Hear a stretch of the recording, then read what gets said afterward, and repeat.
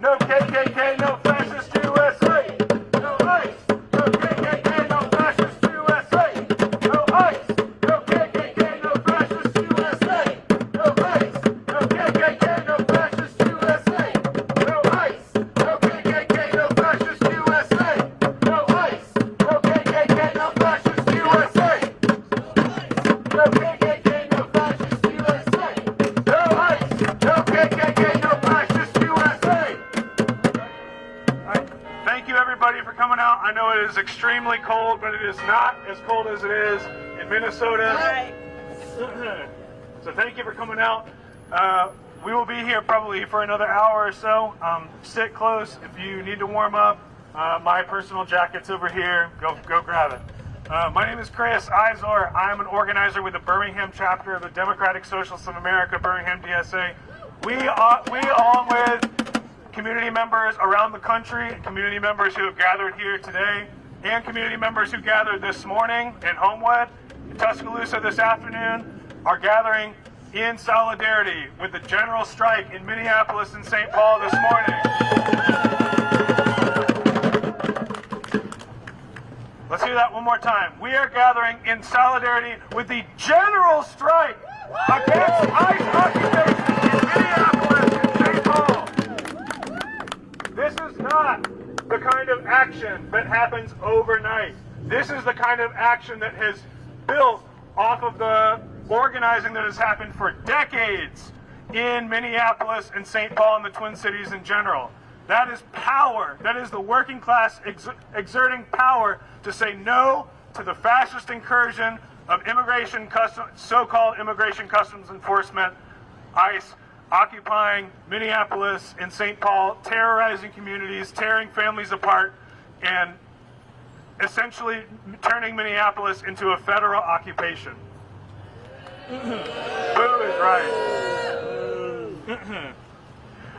We're going to have a few people speak a little bit, talk about some of what brings them out here.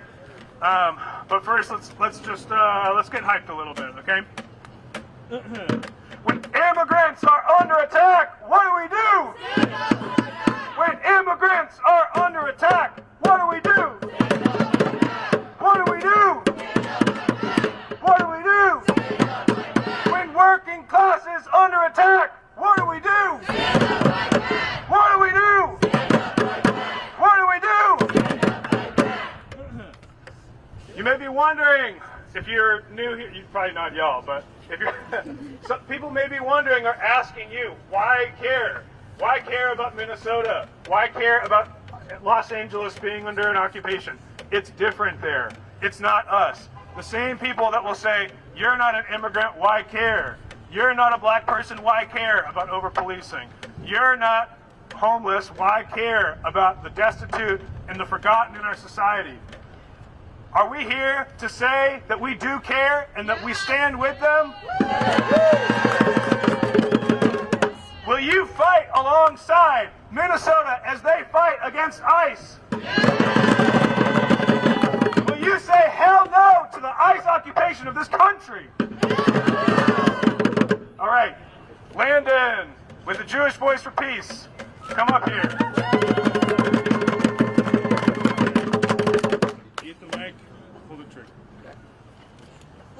Testing, 1, 2, 3. Can everybody hear me? Yeah. All right.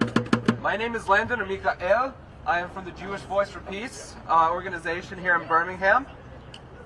And I just wanted to leave a few words about what is happening in Minneapolis at the moment. Now more than ever, we are witnessing the peak of American fascism. It is no longer that we can label these periodic moments of crisis as proto-fascist or subtly fascist. This is fascism. This is it. Yep. This is directly comparable to the Gestapo. Yep. This is the Gestapo were pulling off people from the streets the exact same way that they are pulling people off the streets in Minneapolis right now, and here in Birmingham as well. And that's ultimately my second point, which is that we stand here in solidarity with Renee Good, with Renee Good's family, and with the city of Minneapolis and the state of Minnesota. But we should also be standing here to understand the gravity of the situation that surrounds us. There are reports every day of ICE in Birmingham. They are surrounding us slowly, like a snake, like an anaconda, like a restrictor. And as a Jewish person, I know a thing or two about the mechanisms of fascism. And I can see it every day. A simple historical study will show you that history is just repeating itself. Now, just as farce. And people have to understand that. They have to know the history. And while fascism might take different superficial appearances, ultimately the mechanisms work the same. The Gestapo played key roles in disassembling German worker movements, from the Bundes, the Jewish, the Yiddish labor movements, to even the plain German movements of labor. Also, they pursued minority groups. Jews were pursued as their number one enemy, but the thing that's not talked about is also queer people, disabled people. At the time, what were referred to as gypsies. It's not exactly politically correct anymore, but that's who the people they were going after. And that's what we're seeing with ICE today, is that they're not just going after minorities anymore. And people are realizing that. German pastor Martin Niemöller once wrote, sorry if I paraphrase a bit, but first they came for the communist, and I did not speak out because I was not a communist. Then they came for the socialist, and I did not speak out because I was not a socialist. Then they came for the trade unionist, and I did not speak out because I was not a unionist. And then they came for the Jews, and I did not speak out because I was not a Jew. And then they came for me, and I had no one left to speak out for me. Because that's the reality of this situation in America, is a lot of these white moderates, a lot of these even MAGA supporters at this point, citizens of the United States of America, are being swept off the streets and detained. And in the case of Renee Good, shot in the face 3 times. Shame! For a non-threatening action, for an act of self-preservation that put no one else in harm. She leaves behind 3 children. All because of the idiocy of one man. But this isn't just one man. This is a system. This is systemic violence against workers and against minorities. This is American capitalism, and this is American fascism. Yes. And this is why I'm here today. And I'll conclude with this. As a Jew who had family members die in the Holocaust, in Germany, in Dachau, in Poland, you must stand up for these people, because at the end of the day, they're coming for you too.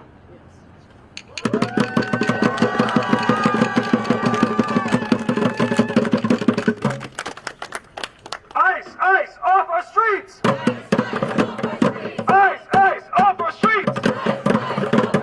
ICE! ICE! Off our streets!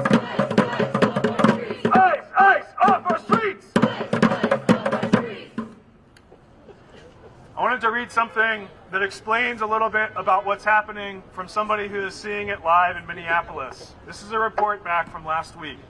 This is around the time that this general strike has been called by local community organizations, and then following their lead with the labor movement, following the lead of also the radical labor organizers in Minneapolis and St. Paul, who have been organizing, again, for decades to build to this moment. What is unfolding in Minneapolis in Operation Metro Surge is nothing short of a federal occupation, an invasion by a poorly trained paramilitary force of ICE troops who are heavily armed, masked, and mobilized in nearly every neighborhood of the Twin Cities. There are 2,800 armed and masked federal agents in Minneapolis right now. With Kristi Noem, boom, promising to send thousands more. It's at a scale that's unprecedented. They have been abducting people off the streets, many of them U.S. citizens, based on the color of their skin and perceived ethnicity. All over the city, large SUVs with tinted windows full of masked ICE agents are cruising through neighborhoods and back alleys looking for people to snatch. Friends of friends have witnessed ICE agents stuffing people into these cars in front of their houses. To give you a sense of how bad it is, a friend witnessed 2 children under the age of 13 out walking their dog get abducted and placed into a van in the middle of the day. Their friend got pepper sprayed for trying to stop it. No part of the city is immune. Not the primarily white affluent neighborhoods, not the uptown commercial district, which got tear gassed yesterday. Nowhere. From accounts gathered from friends and sources, rapid response community safety groups and immigrant rights groups estimate there is a violent federal escalation happening in their communities every 15 minutes based on the verified reports that they receive. They're targeting businesses, schools, hospitals and clinics, immigrant neighborhoods, subsidized housing, mobile home parks, and other affordable housing. ICE is going door to door in immigrant-heavy neighborhoods, asking residents where their immigrant neighbors live. Asian, Latino, and Somali have been the explicit targets. ICE is increasingly picking up Native Americans, targeting people based on skin color alone. Some reports suggest that ICE's tactics have begun to shift. There have been reports of ICE vehicles sporting Free Palestine stickers, placing soft toys on their dashboards, using Subarus, changing their license plate, and hanging handicap symbols on the rearview mirrors. ICE agents wearing civilian clothes and no identifying vests, and more ICE agents being recruited who are black and brown folks. The people who have stood up in Minneapolis are united because they are part of the working class, and they are powerful because of the weapon that they have, which is organized labor. I wanted to ask if if Eric can come up here and speak a little bit about the Southern Workers Assembly and what organized labor is doing and needs to be doing in this moment. No justice! No peace! No justice! No peace! No justice! No peace! No justice! No peace! No racist! No peace! No racist! No peace! Good evening. My name is Eric, and I'm here on behalf of 2 organizations. One which I serve as the co-founder of, which is Black Lives Matter Birmingham Grassroots, and the other which is the Southern Workers Assembly, where we're building a worker power movement. Come on, make some noise for that. And so there's a couple of things that I want to say. We are here and we applaud those who stand in solidarity with what's going on across this country. But I do want you all to know that we have a fight here in Alabama. And there are 2 names that I want to uplift that our chapter is working with these families. And the first name that I'm going to share with you all today is the name Tyler Alexander. Say his name.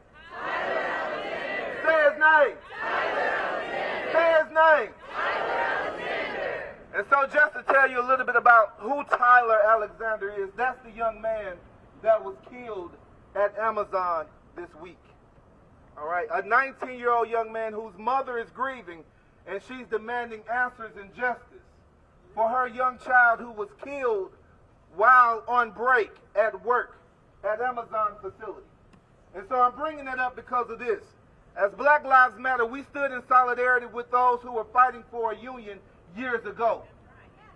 We were fighting back against Bezos and capitalism. And what we found in our fight was that Amazon was partnering with the city of Bessemer, and they had police to fight protesters. Shame. Shame. Shame. Shame! And so Amazon spent millions to push back and fight protesters, and yet they failed to protect their employees while at work. So when we say stand up for a workers' movement, that's the reason why we're calling on all of you to stand up and fight back. Because Tyler should not have been killed while at work. Tyler should not have been killed while at work. And so now what we see is Amazon don't want to give any answers. They don't want to say anything. They're acting like the cameras weren't working. And so I ask all of you to remember his name, to say a prayer for his family, to show up for his family, as we demand justice. There will be a vigil in his honor, which will be held by the workers, and that information will be shared via our social media outlets. The next name that I want to share with you all, Rodriguez Woods. Say his name. Rodriguez Woods. Rodriguez Woods. Say his name. Rodriguez Woods. Rodriguez Woods, black man that was killed just the other day in the Childersburg Work Release Center. Shame! And so what we've been told is that Rodriguez had a medical emergency. And instead of being greeted with help, the responders in the Department of Corrections decided to cuff him and beat him. Shame! Shame! Shame! Shame! Shame! No justice! No peace. No justice! No peace. No justice! No peace. No justice! No peace. So just like we have with ICE, we have a rogue system here in Alabama with the Alabama Department of Corrections. And so when we say shut down Etowah, we need to show up to shut down Etowah. When we say shut down Department of Corrections, we need to show up and shut down the Department of Corrections. We are tired of seeing our people being killed by the hands of the state, and it must stop. It has to stop. And so we send a message out to all of those who do not value black lives, who do not value our identities, that we are going to rise up as a people, black and white, Jews and Gentiles, all of us, with the same dream that Dr. King had. We're going to fight with that same dream and that same power. And so all across the world, as all of you see, people are rising up, and it's going to take all of us to rise up and fight back. And so let's continue to build power. Let's continue to show up. Let's continue to mobilize. Let's continue to organize. One thing I will say is the Southern Workers Assembly is organizing across the state of Alabama. And I want you all to go visit our page, Southern Workers Assembly, and sign up to build a worker power movement as we fight for better wages in the state of Alabama. As we say, no justice, no peace. Our role is to organize the unorganized. And we all have power when we come together. And so I encourage all of you to stand up and fight back. One thing we know about ice is that ice melts. And so when I say ice, you say melt. Ice! Melt. Ice! Melt. Ice! Melt. Ice! Melt. Ice! Melt. Ice! Melt. Ice! Melt. Thank you.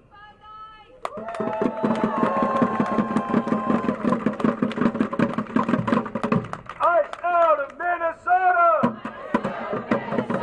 Ice out of Minnesota! Ice out of Alabama! Ice out of Alabama! Down with deportation! Up with liberation!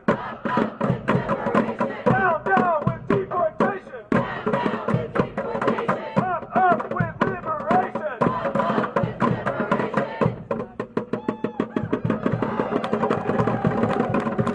I want to say thank you all again for being out here in this very cold time. If you're in the back, go ahead and gather, get closer. We'll keep each other warm, keep each other safe.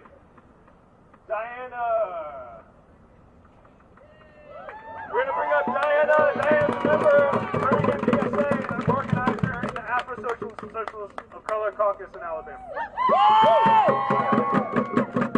Hi, y'all. I'm Diana, and I wanted to speak today, because I'm an immigrant, and I feel like it's very important to hear about an immigrant's perspective and how. Okay. Do you want me to? Okay. Yeah.